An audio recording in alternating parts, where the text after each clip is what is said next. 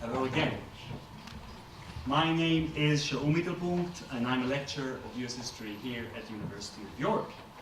It is my distinct pleasure to introduce our second keynote speaker at our conference, Professor Paul Kramer, Associate Professor at the Department of History at Vanderbilt University. His first book, The Blood of Government, Race, Empire, the United States and the Philippines, from 2006, was awarded the Organization of American Historians James A. Rowley Prize and the Society for Historians of American Foreign Relations Stuart L. Bernath Book Prize.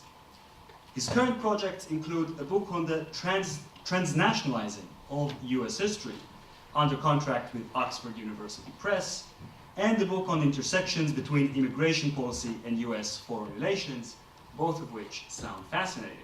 So, without further ado, Paul.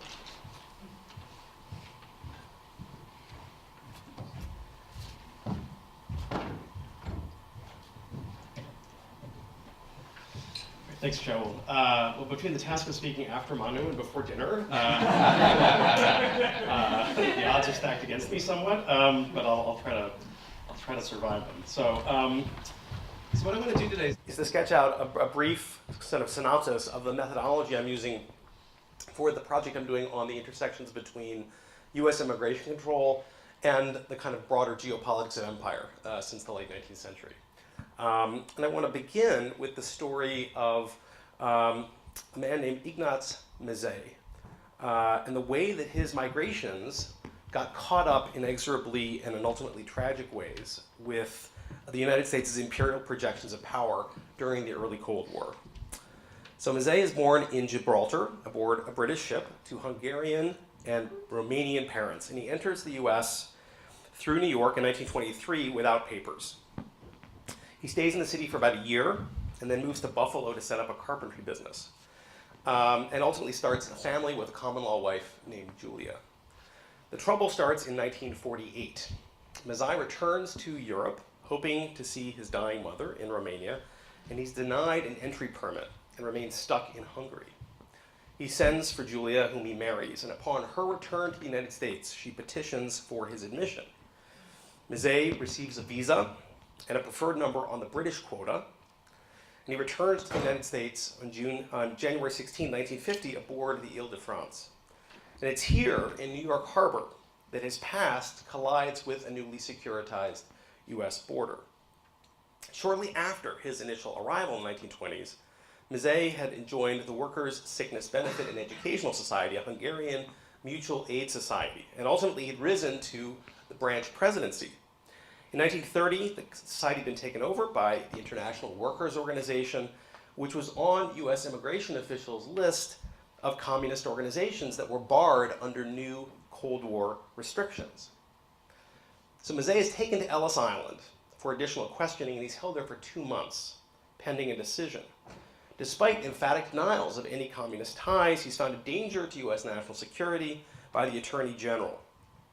And he's denied a hearing on the grounds that the state's information was, quote, of a confidential nature, the disclosure of which would be prejudicial to the public interest. Mizey spends 22 months in custody on Ellis Island, awaiting deportation. Now, during that time, he doesn't stay idle. Ellis Island officials hire him, after all, he's a gifted carpenter, to do expert repairs on their pool tables and couches in the recreation hall for 10 cents an hour. As he says, "You don't do anything on Ellis Island, you go crazy," he tells a reporter at the time.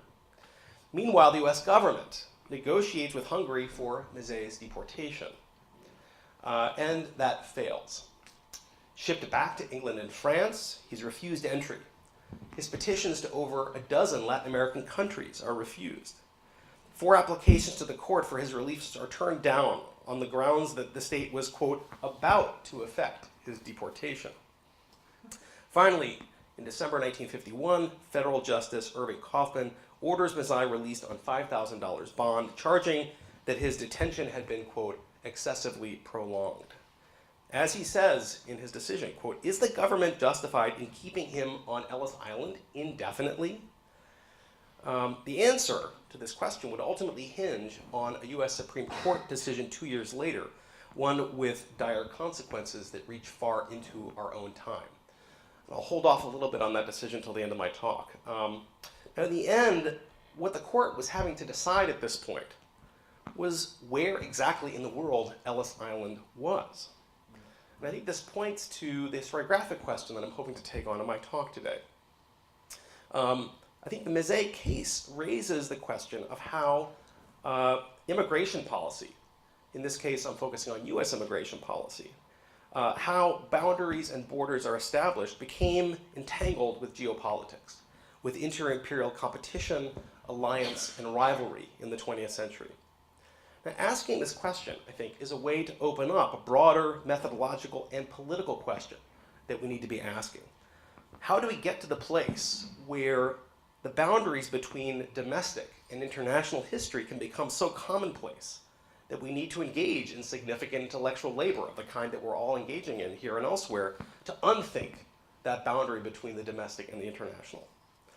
So my main historiographic argument here is that one way to rethink the geographies of world history is to historicize national boundaries, including immigration boundaries themselves.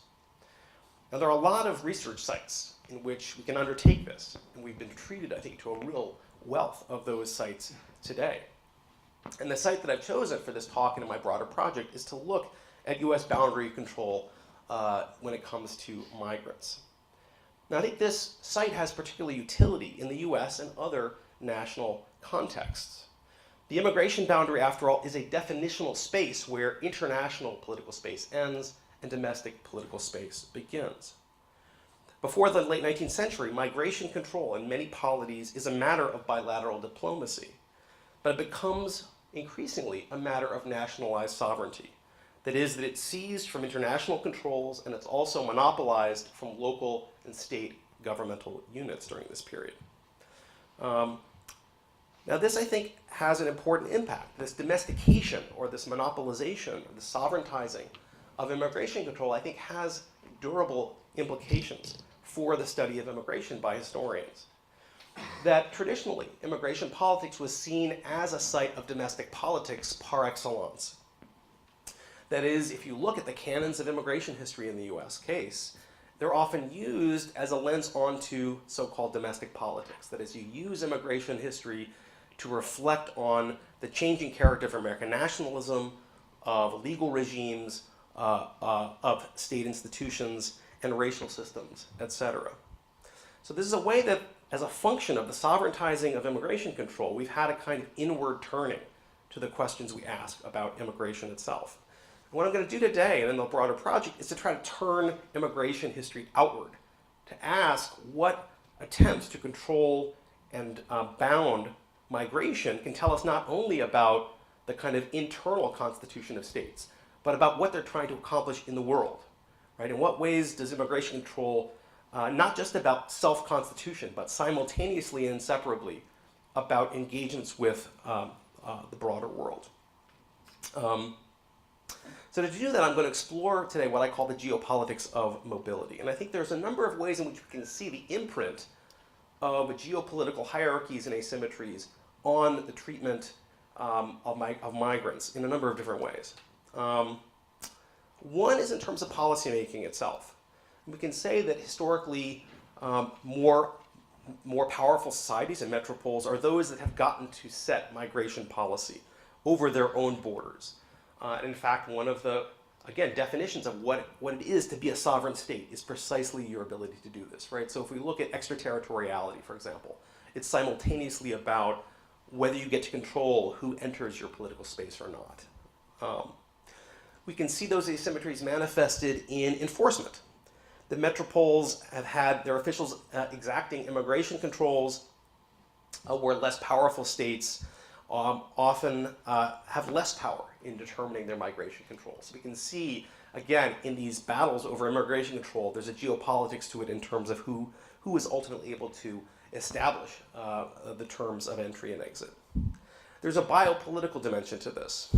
That more powerful societies are those that have traditionally been able to get the migrants that they think will aid their national strength. And we've seen a kind of a series of contestations over the fear of losing desirable migrants, right? So there's a kind of biopolitics, particularly you see this around debates about conscription and about military power, right? The fear that you're going to lose able-bodied men who can serve in militaries as migrants who will then benefit the states that host them. And finally, we see the geopolitics of migration in terms of the treatment of migrants themselves. That we often see the dynamics of privilege and stigma mapping onto geopolitical hierarchies, right? So when you think about both the diplomatic power that migrants are able to bring to bear, right, that obviously is keyed up to how powerful or weak their societies are in the international order. But we also see societies that are colonized, for example, their migrants are treated worse, often in so-called host societies by virtue of the fact that they are from so-called dependent societies themselves. Now, looking at these dynamics, though, we realize that the geopolitics of migration really qualify a lot of the assumptions about national sovereignty that are often taken for granted in immigration history. That immigration control, despite these pretensions of a national monopoly, have been buffeted by all kinds of global forces. Now, for one, most polities never completely achieved a national monopoly over immigration control. That in the US and other cases, local polities, local authorities still have jurisdiction over things like welfare benefits, certain kinds of professional access that can go to immigrants or not. So in terms of even the pretensions of a kind of internal monopoly of immigration control, that's highly qualified. But when we look at the international system, we also see all kinds of ways that national power is being challenged by international agreements, for example, especially when it comes to refugee admissions. We see all kinds of diplomatic pressure on behalf of migrants by their home states. And again, depending on how powerful those home states are, those protests may be more or less effective. There's all kinds of transnational and advocacy groups on behalf of migrants, international organizations, and of course migrants themselves who are able to put enormous pressure on immigrant receiving societies. Now, to the extent, though, that immigration control was successfully sovereigntized, right, was successfully monopolized by national states, what we see emerge in the US and other cases is its attempt to instrumentalize immigration control for geopolitical purposes. And that's going to be the main focus of the rest of my talk, looking at the ways in which we can read the history of modern US immigration control, again, not merely as about national self-definition and institution building, but also about imperial projections of power. I'm going to do that by briefly sketching in 6 geopolitical projects that I think instantiate these attempts to operationalize immigration control for imperial purposes. And they are labor, that is the attempt to attract the right kinds of labor needed for American capitalism and for projections of American economic power. Diffusion, that is the attempt to extend American practices and formats throughout the world. Colonial management, that is to say, the attempt to build colonial policies that can build linkages between the metropole and formal US colonies. Legitimation, that is to say, the attempt to calibrate the question of who is allowed in and who isn't by some metric of acceptance, rejection, a sense of international public opinion that has to be managed. Refuge, that is the question of who you let in and who you don't as a function of attempting to save them from dangerous realities out in the world. And finally, enmity, that is to say the question of who is let in, how they're treated, and who is kept out as a function of the US's relationships of enmity, often in a context of war. Now, before I sketch these 6 in brief, one thing to note about these categories is that apart from enmity, which we associate very much with closure, right, with either internal repression or exclusion at the border, the other 5 of these are actually calibrated much more to a politics of opening. That is to say that they're about thinking about the function of migration as something that actually aids rather than inhibits projects of empire. And I think that's something that we need to take into account, in part because there's often a kind of slippage between notions of imperial projection and closure or rigidity. And in my case, what I'm really talking about is the ways in which you can see a kind of selective opening out onto the world as being a gauge precisely of US empire. There's a kind of consciousness that's developing over the course of the 20th century that being an empire, whether you choose to call yourself that or not, requires certain kinds of opening and migration. That it's not about curtailing migration, it's about being able to control it, including being able to calibrate admission and entry. All right, so briefly, to begin with labor power. The labor power is in a way kind of an obvious function of US immigration control, but it's one that isn't actually thematized that much within the literature. But we see really across US history a set of decisions made, including decisions not to restrict immigrants at all, that are clearly built around the notion that the US needs all different kinds of labor in order to build itself as a national polity and ultimately as an imperial power. Right? If we think about settler colonialism from Europe, enslaved African labor in the 19th century, in the late 19th century, looking at relatively open immigration policies that are very much built as a function of the politics of resource extraction, agricultural and industrial production, and infrastructure building, right? The sense that if the US is going to expand as a continental empire, it needs lots of immigrant labor. That in a sense, it's going to be an empire of immigrants. We see this in the mid-19th century with the federal government sending recruitment agents during the Civil War to Europe to precisely try to attract more workers that will serve in the Union Army, ultimately serve as the shock troops of settler colonialism. In the 20th century, we see the federal state getting much more actively involved in mediating these relationships and trying to streamline them for purposes of wartime production. Famously, the Bracero program and other guest worker programs of the mid-20th century are very much about trying to build, in this case, bilateral agreements that are going to guarantee wartime production of agricultural products and also of munitions in a context where American soldiers are overseas in large numbers. During the Cold War, we see a shift in these labor priorities towards questions of highly skilled labor, particularly when it comes to militarized national security industrial production.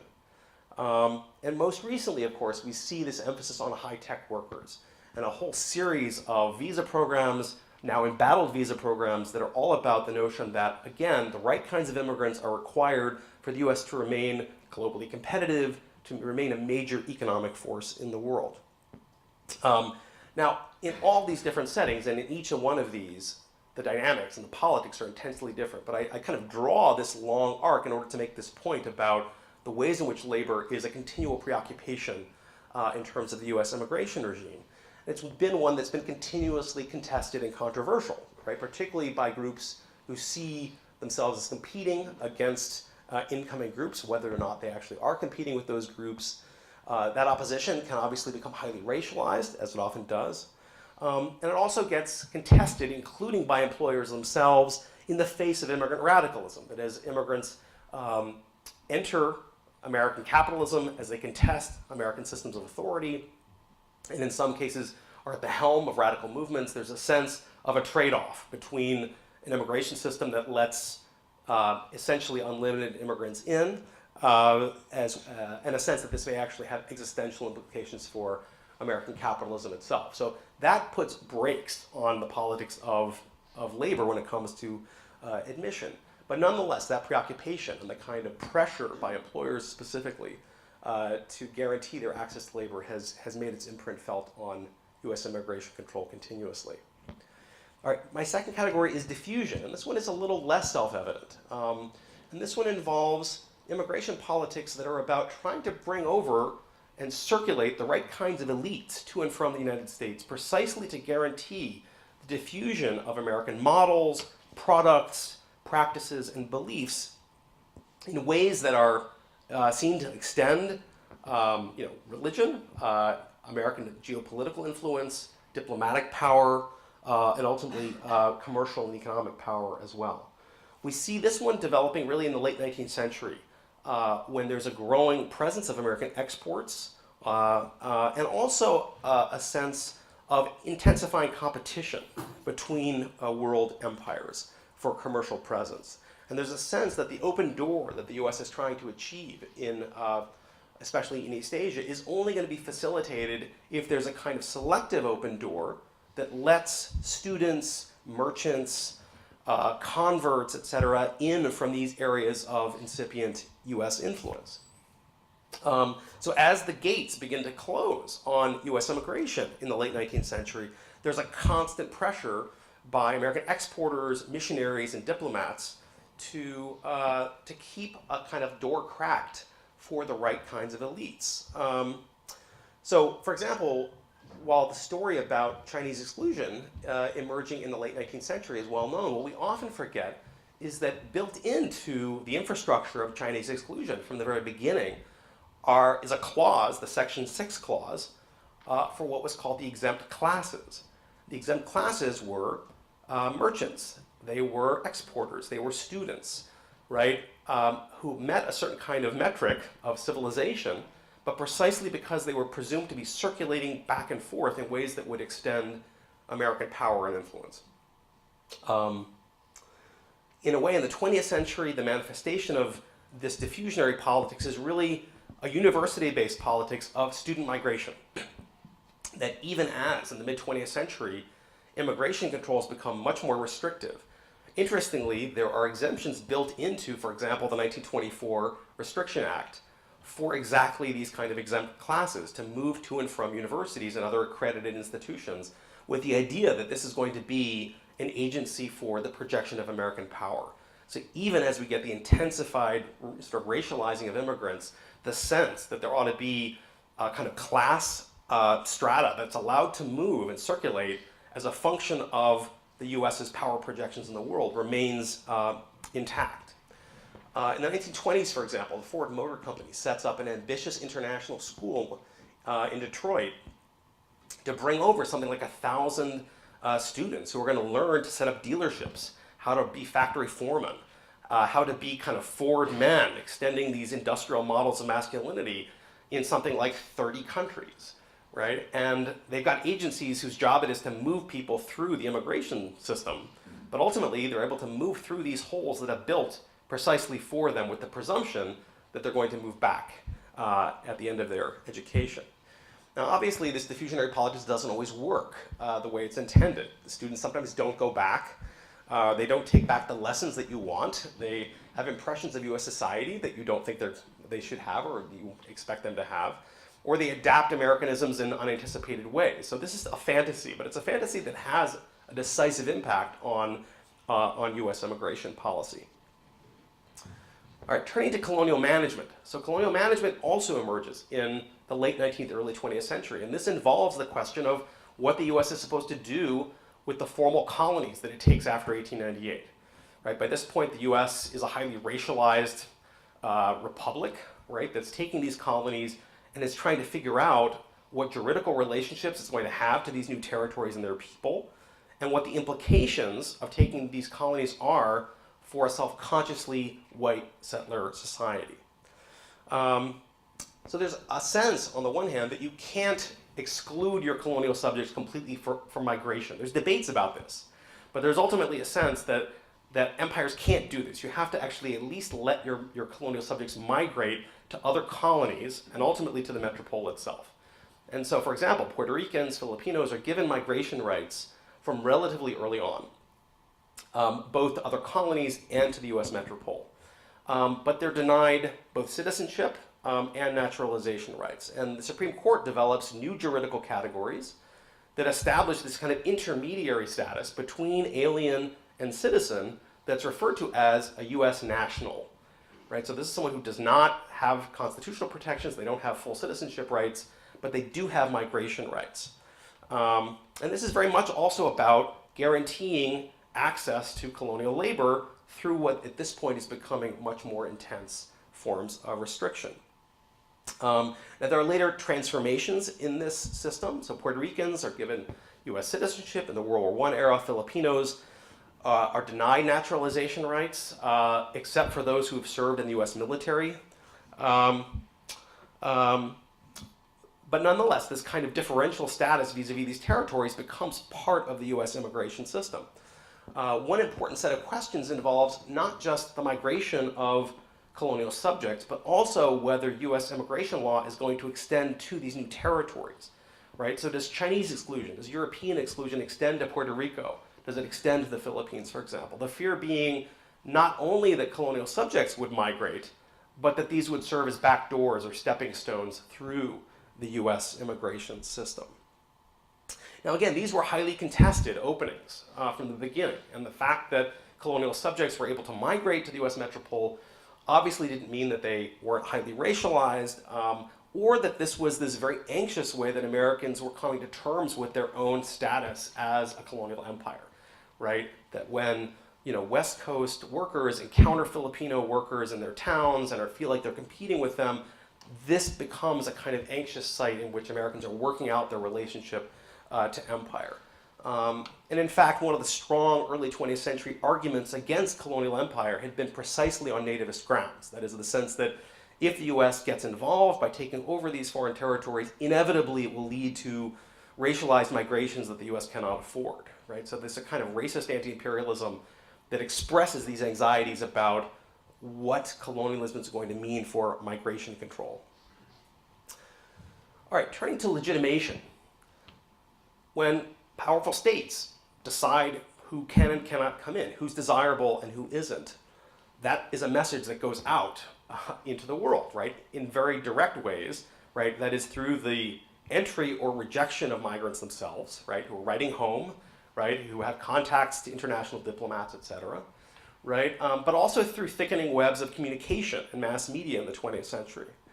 And part of the kind of imperial politics of migration, I'm arguing, is the attempts to manage legitimation and legitimation crises around the messaging that your migration controls send out. And again, the pressures on the legitimacy of one's boundary regime are often coming from all kinds of places. They're coming from migrants' home societies where diplomats, where central states can protest. It's also coming through things like boycott politics, attacks on Americans and their property in those societies. So as the US becomes more globally present through its migrants, through its goods, it also becomes more vulnerable to pressure when it comes to the legitimacy of its own migration controls. In the early 20th century, for example, we see a whole series of pressures coming from East Asia specifically, right, where US restriction is its most violent and hierarchical. All right, the 1905 boycott of US exports in China, for example, is seen as a real moment where the over-enforcement of Chinese exclusion could have real consequences for American commercial power in Asia. In the early 20th century, Japan is the epicenter of these conflicts, right? And you see a whole series of anxieties by the executive branch, by the diplomatic service, that what the West Coast is doing to Japanese migrants, right, is going to potentially provoke a war in which the US might lose its colonies in East Asia, for example.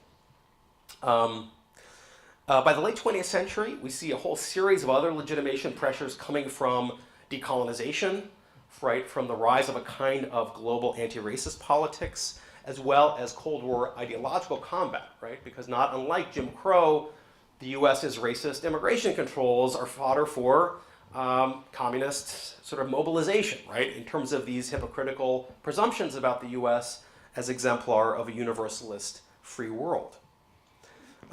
So in the process of attempting to kind of win hearts and minds in the third world in the name of universal freedom, possessing a racialized system of immigration control that Hitler himself had praised in the 1920s is not a good policy. It's just not going to work.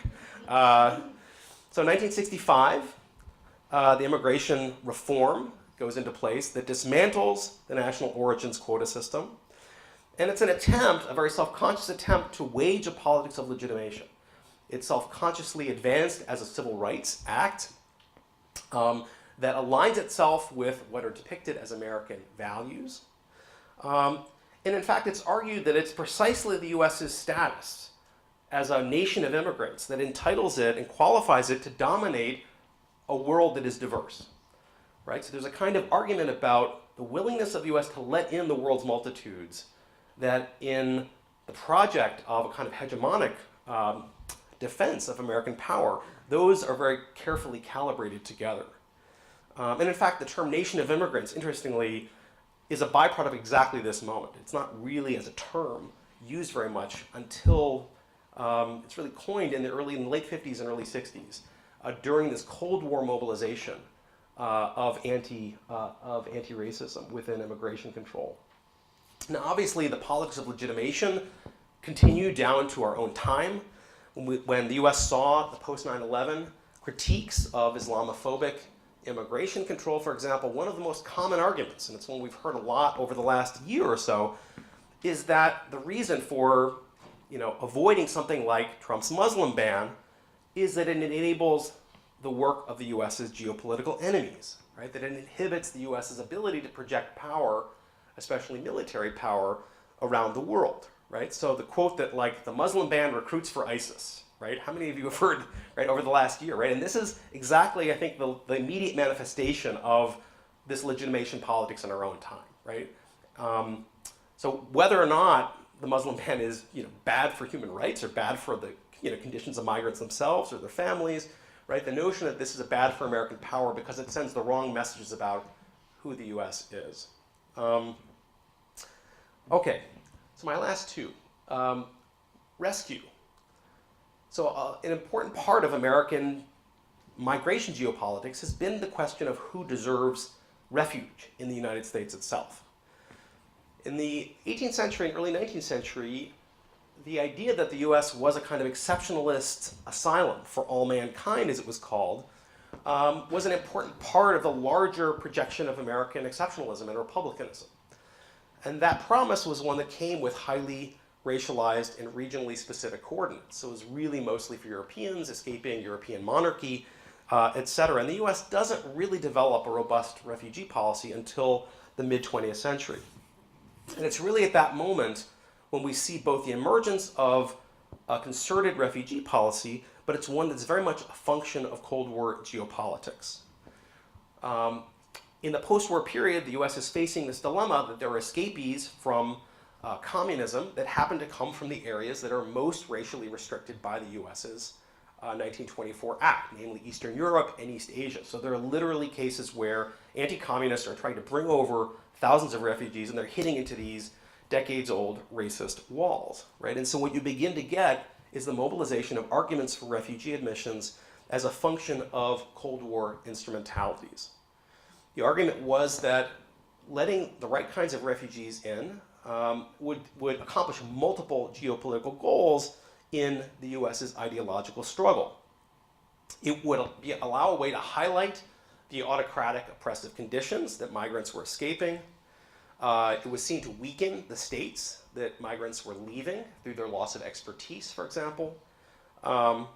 They were possible agents of American empire and geopolitical extensions. If you think about Cuban exiles in the Bay of Pigs, for example, there are a whole series of projects in which the idea is that you'll bring over European anti-communists, you'll form an army with them, you'll end up subverting communist states through culturally familiar agents of American power. Now, an axiom of this attempt to instrumentalize or kind of weaponize refuge in the US case was the decision to not let in escapees from US allies, however oppressive or dictatorial they were, right? So there's a kind of friend-enemy politics going on in which the classic case being that escapees from Duvalier's Haiti, right, are shot out at the border, right, or refused asylum hearings, right, while the US is basically sending planes to Cuba, right, to bring anti-communist refugees into the United States and to set them up in very comfortable circumstances. Now, a subset of this refuge politics was the idea of a kind of safety valve at the projection points of American power, right? So the sense that the US itself, its metropole, could absorb or needed to absorb population pressures or else face potential radical politics and instability in other parts of the world. And refuge politics was also a way of making implicit and explicit promises to the United States' kind of men on the spot, the sense that you're going to act as agents, compradors in the immediate setting, but if things go south, we're going to have a little suburban home for you in Northern Virginia, right? Where you can live comfortably and we'll get you set up. And that's an implicit promise of refuge that's offered and extended as the idea being that domestic political space needs to be developed in part with these geopolitical projections in mind. Okay, and finally turning to enmity. And in a way, the history of enmity in US immigration control, I think, is in some sense well told. In fact, much of the history of US immigration restriction is, in fact, a history of enmity, whether we think of it in those terms or not. What I would argue is that if there's a single dynamic that has most built enmity into US immigration control, it's been war. And in a way, one of the striking absences in the literature, in a way, a kind of disconnect, is a disconnect between the history of war and the history of US immigration control. And what we see, especially during wartime, is this attempt to align American demographics, American boundary control, and the politics of friendship and enmity in the global space. We see war being built into US enmity politics in the late 19th century, when the sovereigntizing of US immigration politics by the Supreme Court in 1889 is done in this case involving a Chinese migrant, in which the Supreme Court decides that the US should monopolize immigration control and take it away from diplomatic engagement, in part because it is a function that is equivalent to war in terms of being something that ought to be a sovereign prerogative of national states. And the other part of the argument is that the Chinese presence in the United States is a de facto invasion that the US is in the process of fighting off. Right? So even in the absence of an actual war, you get the sovereigntizing of immigration control through the metaphorics, the kind of racialized metaphorics of war. And then, of course, in the 20th century, right, we see, and it's part of our kind of textbook understanding of US history, right, that World War I, we see the kind of othering of Germans. They go rapidly from being the exemplary, assimilating, would-be white immigrants, right, to being the radical enemy, to being the Hun, right, on a kind of dime through mass state mobilization.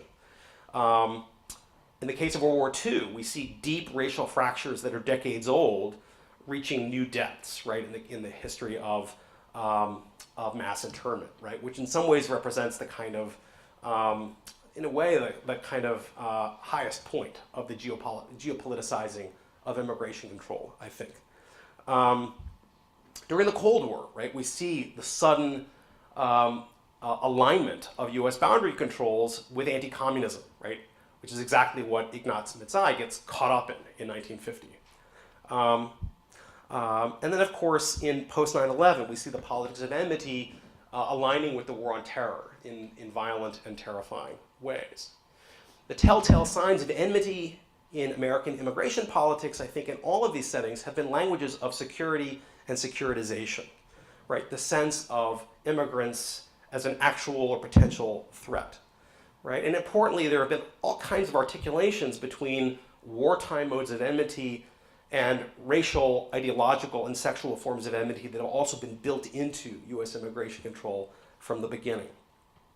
And of course, as we're learning, right, not only from the US case, but internationally, the politics of enmity can do certain kinds of geopolitical work, but they can also serve really important roles in re-engineering hegemonic rule internally, right?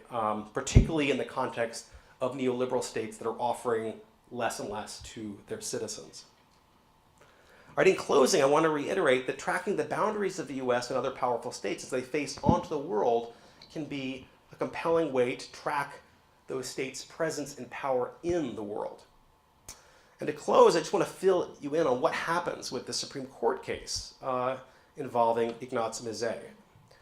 So after complicated jurisdictional tangles, as I've said, he basically is released from Ellis Island after the intervention of the executive branch, and in part because there's been a huge international outcry about the fact that this man has been imprisoned in Ellis Island for 2 years.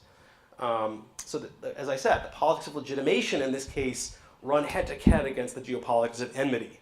By this point, Mizai has had enough of the United States, freed from Ellis Island. He lives in Buffalo for a while. He ultimately moves back to Hungary and lives the rest of his life there. In 1954, right after the Supreme Court decision, Ellis Island itself is closed permanently, in part because of the negative publicity the case had garnered around the world, right? So the sense is that the US can't afford to run a kind of permanent immigration prison when the US is so much in the spotlight. Now, in the meantime, though, the Supreme Court takes up the case, and ultimately it's got to figure out where Ellis Island is in the world. Does the Constitution apply, for example? Is it a part of American territory? And ultimately, in the decision, Shaughnessy v. Mazzei in 1953, it determines something that's somewhat shocking. Ellis Island was, in jurisdictional terms, not a part of the United States, and therefore, constitutional protections on indefinite seizure and detention did not apply there. For all intents and purposes, the court held, Mazzei was being held on the equivalent of a ship at sea, and not actually on American territory. And I think this might be a useful note to end on, in part because of the way it illustrates the necessity and promise of unsettling the historical ground that we often take for granted. Ellis Island turns out to not have been legally part of the United States. Perhaps the history of U.S. immigration policy cannot be fully contained within the boundaries of U.S. history. Thanks.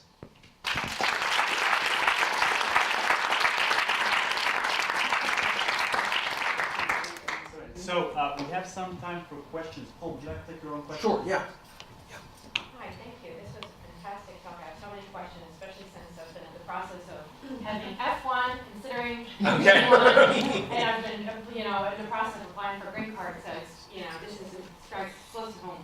I wanted to know how special this story is to the United States. Yeah. In many ways, because you finished with the Ellis Island, and that story actually resonates with what the Australians are doing in many ways and how they detain people. Right. I was also wondering, because you were talking about decolonization, but your trajectory is very U.S. and the world. Right. But from a British perspective, there's a story where decolonization shapes immigration laws, and people are being kicked out, or the borders are closing off in terms of who's a citizen and who's going to get welfare from the country. I was just curious to know also if the United States is accepting those immigrants that the Brits are not accepting. So if this is a performance towards the world and not just for, if this is also a performance to other empires, Right. and to the story of decolonization in that sense. So I was just wondering if you can expand on how American the story really is. Yeah. I mean, it's funny because in many ways, or cases that you were talking about, it is about U.S. exceptionalism. But in many ways, it's like, is this really just an American story, or and how does America works with other processes of other empires and decolonization? Right. Thank you. It's a great question.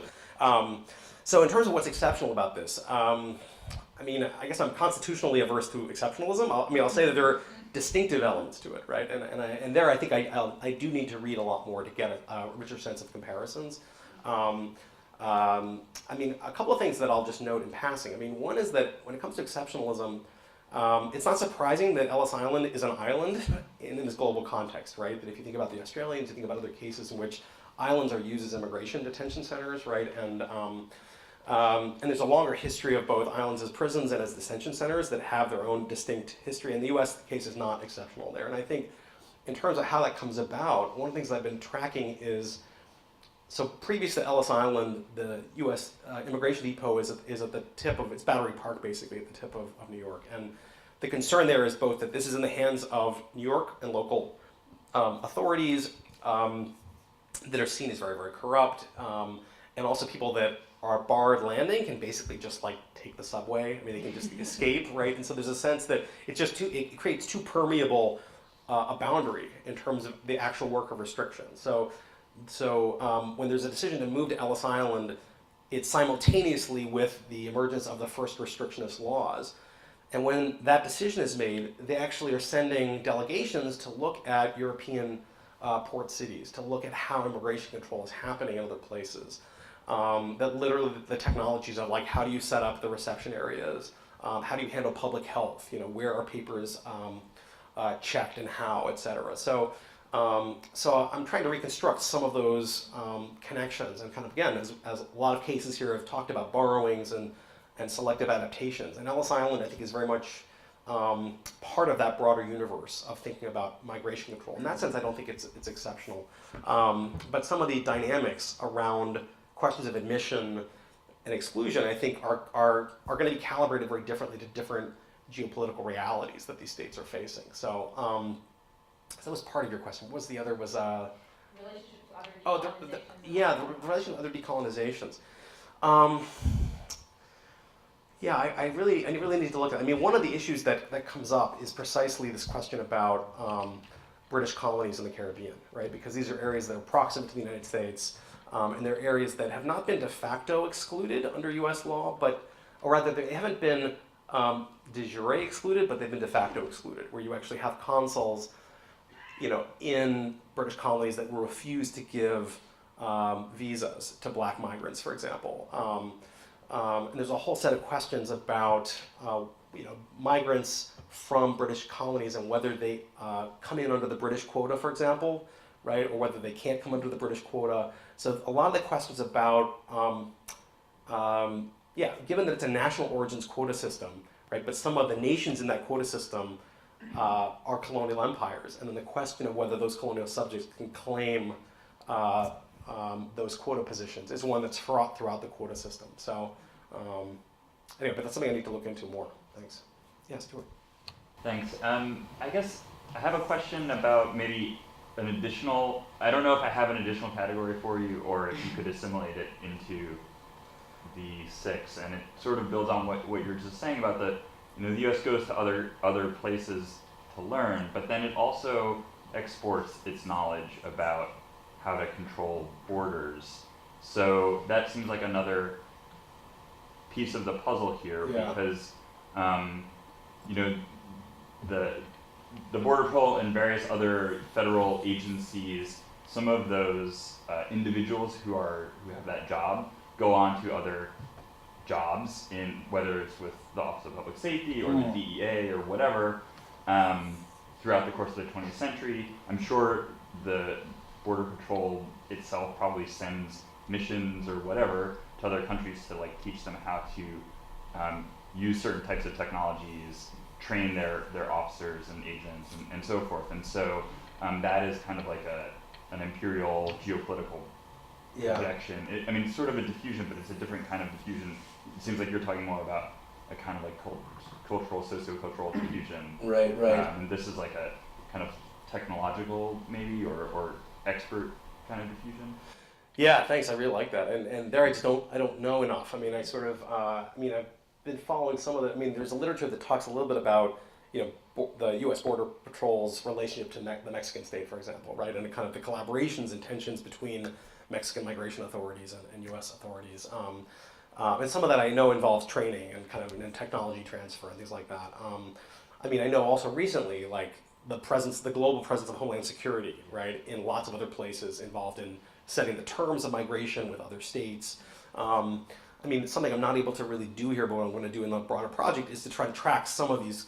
All of these projects I'm talking about have collaborative dimensions, right?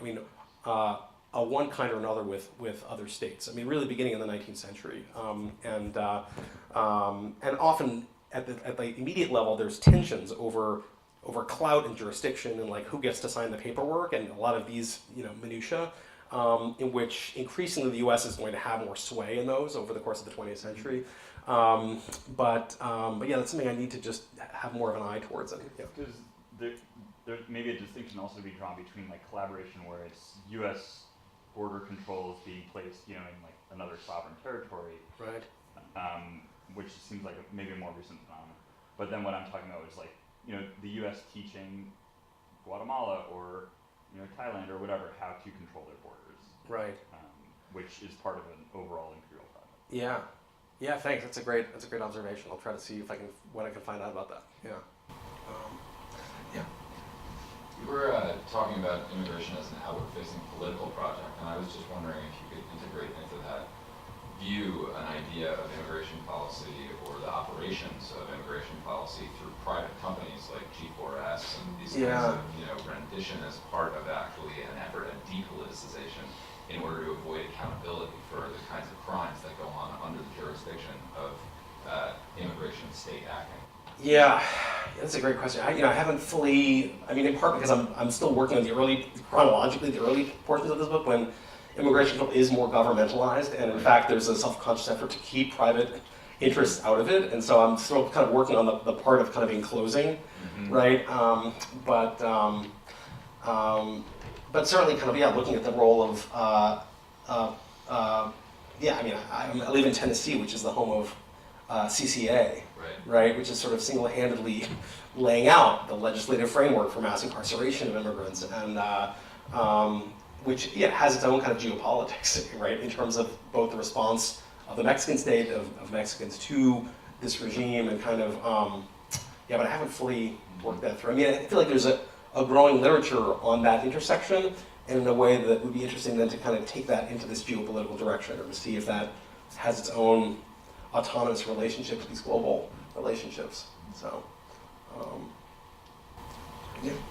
Thanks so much. I was wondering whether it was possible to kind of circle from this kind of U.S. and the world perspective on immigration, kind of back toward what you described as the traditional sort of this is about domestic politics orientation, which is, I mean, it strikes me that in part by asking us to consider these six different categories that you laid out, surely you're also asking us to think about different constituencies in the United States that have driven those policies, right? And so I was curious to hear more about them, and whether there's, in a sense, a coherent social history that explains them, a single history, or if it's just really polyvocal and each kind of different category would take us to a different constituency. Mainly sort of foreign policy elites. You also mentioned missionaries, universities. Curious to hear more, I guess, about ultimately the domestic politics, which you'd be reinterpreting, right, by having us look at these external goals. Yeah, I guess I would say I don't see the emergence of coherent blocks in around this, in part because the projects themselves are in tension with each other, right? And sometimes catastrophic tension with each other, right? So so I think of each of these as kind of having their own configuration of interest groups. And so if you think about it, the one around labor, right? You have a consistent attraction to policies that promote the importation of vulnerable, dependent, exportable labor, right? And there's a consistent set of opposition that articulates pretty well with labor capital disputes, right, in the early 20th century. I